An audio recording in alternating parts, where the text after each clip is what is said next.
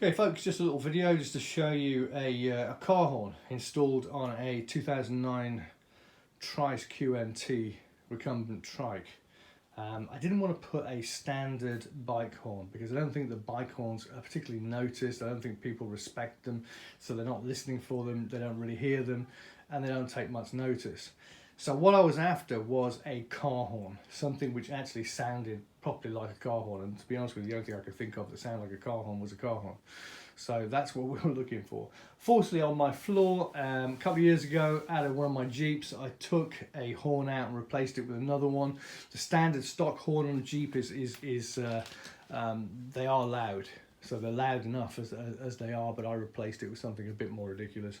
And so I had this one lying around. However, if you're going to buy one of those horns off eBay, a cheap replacement one, the same horn, let me show you what that horn looks like.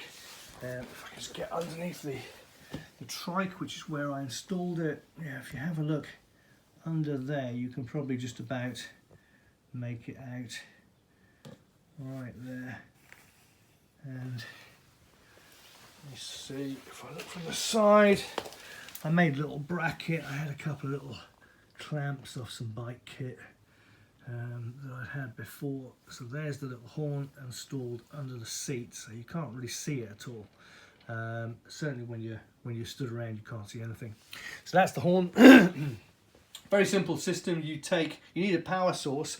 You need a 12-volt power source, basically. So either a 12-volt battery or something which will output 12 volts. And what I've done is that I've installed a momentary switch there.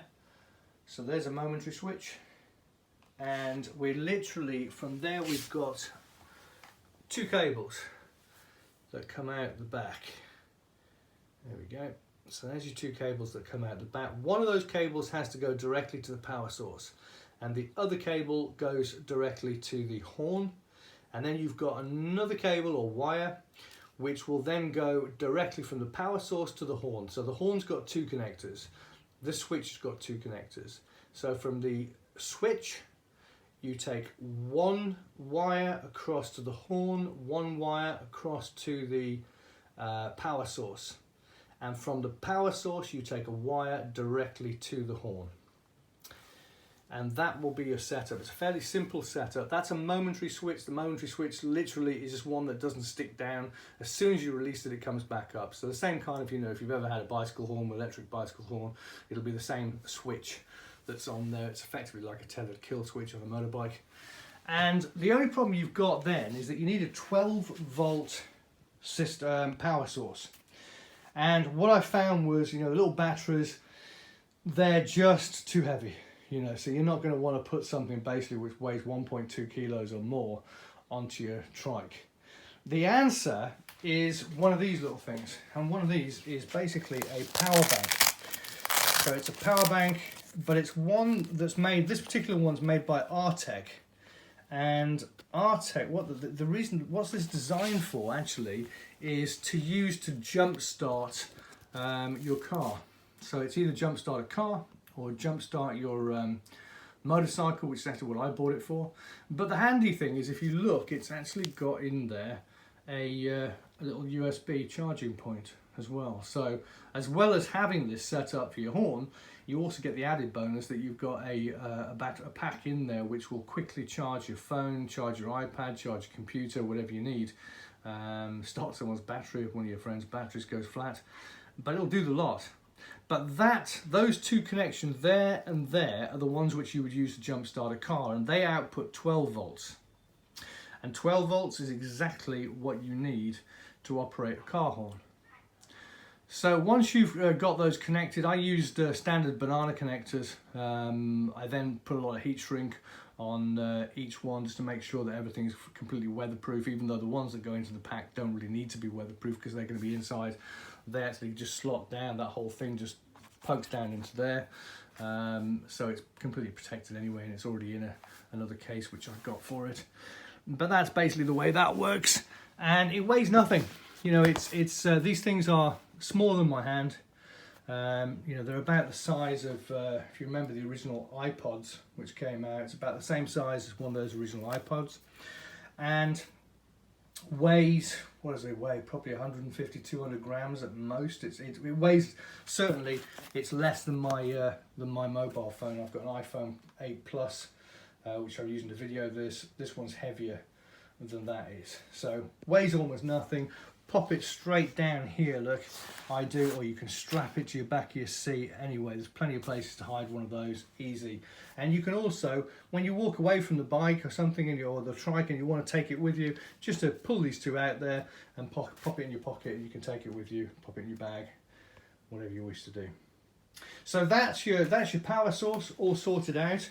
Of course, what you want to do is to make sure that nothing can be seen. So the way I've wired it is just to, carefully wire the whole thing so that it's, the wires are all running nicely along the frame, so you can't see anything. So actually looking at the trike from here, to all intents and purposes, you cannot see there's a horn on there whatsoever. All you can see is this little switch, which I imagine, just like my 10-year-old son was very curious about it. I imagine children will be coming up and probably pressing this damn thing when I don't want them to. But regardless, there's your switch, look, little momentary switch, and if you press that, oh, I've now knocked something. Right, what have I just knocked? Just make sure I put this one back in. I think I've knocked one of these connectors.